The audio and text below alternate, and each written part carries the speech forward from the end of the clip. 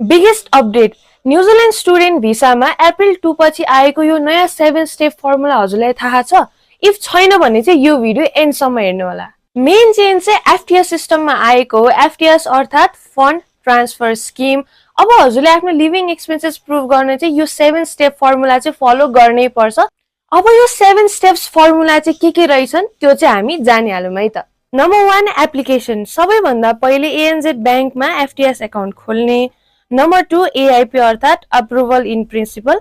एमएससीबाट positive response आएपछि बल्ल money transfer गर्ने हतारिने होइन।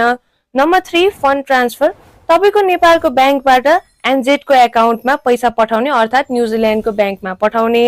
Number 4 confirmation.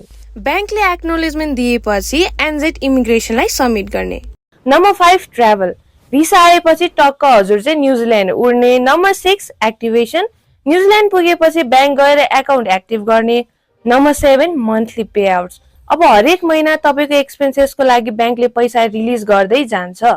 अनि यो प्रोसेसमा चाहिँ सानो मिस्टेकले पनि हजुरको भिसा रिजेक्सन हुने चान्सेस चाहिँ बढी हुन्छ।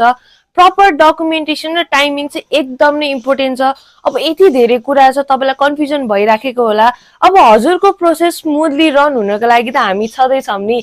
Himalayan white cloud. हजुरले चाहिँ सम्पर्क गर्न सक्नुहुन्छ अथवा हामीलाई इनबक्समा पनि मेसेज गर्न सक्नुहुन्छ। Thank you so much.